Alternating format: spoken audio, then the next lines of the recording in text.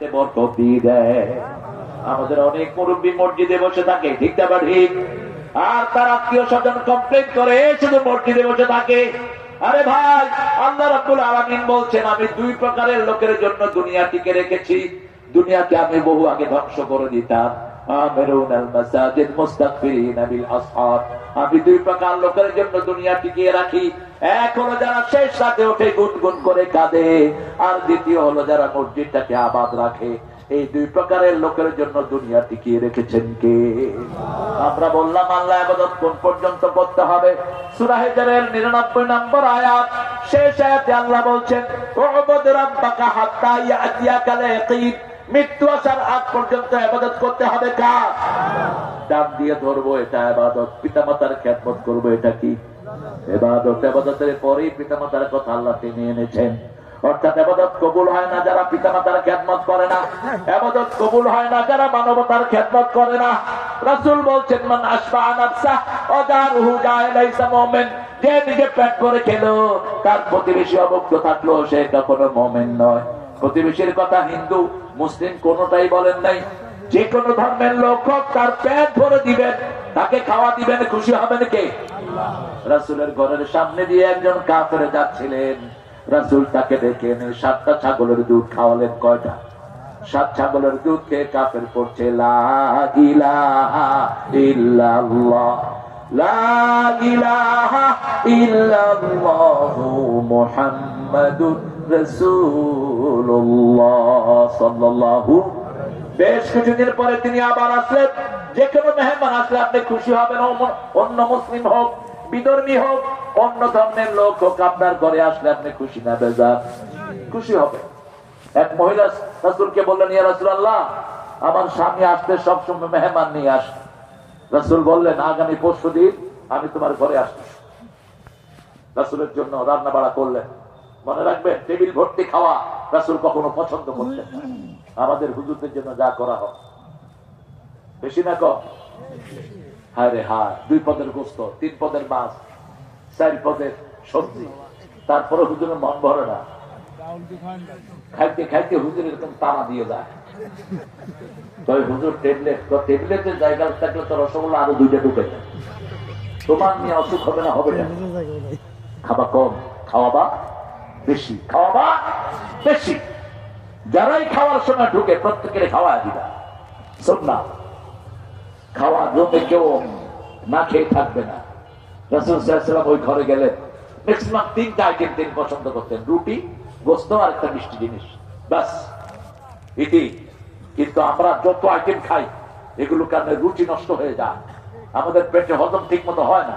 আশরাফ আলী থানভী বলছেন, 2 গোস্ত একসাথে খাবা না, 2টা মাছ আর গোস্ত একসাথে খাবা না, হজমে সমস্যা হয়। আমরা তো সবকিছু একসাথে খাই। আল্লাহ আমাদেরকে রাসূলের সুন্নাহ মানার তৌফিক দান করুন।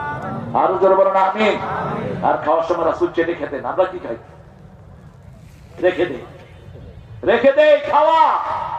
রাসূল বলছেন, ওই যে খাওয়াটা তুমি রেখে দিলা, এখানে শয়তান খায়। লা তাতরুকালি শয়তান, চেটে খাও। তুমি যদি চেটে না খাও, তোমার ভাইয়ের মুখে তুমি তোমার আঙ্গুল দিয়ে দাও, যাতে ভাই চেটে খায়। এটার ভিতরে এত রকমের মিনারেল, এত রকমের খাদ্য প্রাণ আল্লাহ রেখে দিয়েছেন। রাসূল বলছেন, খাওয়া বরকত থাকে শেষ ভাগে। সেই নবীর সুন্নাত আছে, যেখানে ইসলাম আছে সেখানে। রাসূল গেলেন ওই সাহাবীর ঘরে, খাওয়া দাওয়া করলেন। সাহাবীকে বললেন, আমি যখন চলে যাব তুমি পর্দা উঠিয়ে রাখবা, তোমার বিবিকে বলবা আমার পিছনে যেন তাকিয়ে থাকে। রাসূল সাল্লাল্লাহু আলাইহি ওয়াসাল্লামের প্রিয় সাহাবী পর্দা উঠিয়ে রাখলেন। আস্তে করে রাসূল বেরিয়ে গেলেন। রাসূল সাল্লাল্লাহু আলাইহি ওয়াসাল্লামের প্রিয় সাহাবীর ওয়াইফ দেখলেন, ঘর থেকে বিষ, বিচ্ছু, সাপ, বিষধর প্রাণীগুলো বেরিয়ে যাচ্ছে। রাসূল জিজ্ঞেস করলেন, সাহাবীকে কিছু দেখেছো নাকি? কয়, হ্যাঁ, কি দেখেছো? যখন আপনি বেরিয়ে এসেছেন, আপনার পিছন দিয়ে দেখেছি অসহ্য হিংস্র প্রাণীগুলো বেরিয়ে যাচ্ছে। রাসূল বললেন, কোন মেহমান আসলে রাগ করো না, প্রত্যেক মেহমানের সাথে এরকম ঘরের বিপদগুলো আল্লাহ দূর করে দেয়। মেহমান আসলে খুশি হবে। মেহমানদেরকে সবচেয়ে পছন্দ করেন কে? আল্লাহ পছন্দ করেন 3 দিন। আবার কিছু মেহমান আছে আসছে তো আসছে, মেহমানদারি কয়দিন? 3 দিন। 3 দিনের বেশি না। 3 দিনের পরে আপনি আদি নরমাল যা খান তাই। আবার ধাক্কা দিয়ে খেদা দিয়ে না, যে ইসলাম করছে 3 দিন, তুই বেশি বুঝে নিস। শুনে একটা করে একটা। রাসূল সাল্লাল্লাহু আলাইহি ওয়াসাল্লাম কাউকে ঘুম থেকে উঠাতেন, আঙ্গুলে একটু হালকা পানি নিয়ে এরকম ছিটে দিতেন, কখনো কখনো মাথায় হাত বুলাতেন। আর আমার আজকে থেকে জীবনে আর কোনদিন ফরজ নামাজ, ফরজ রোজা, ফরজ পর্দা ছেড়ে দেব না। আমিন ইয়া রাব্বাল আলামিন। আমার প্রিয় যুবকেরা, তোমাদের জন্য সূরা নূরের প্রথম 2 রুকু ফরজ। সূরাটা শুরু করেছেন আল্লাহ, আনজালনাহু ওয়া ফারাদনাহু, ফরজ করে দিয়েছেন। ওমর ফারুকের আমলে প্রত্যেক ছেলে মেয়েকে এই সূরা নূর মুখস্থ করা ফরজ ছিল।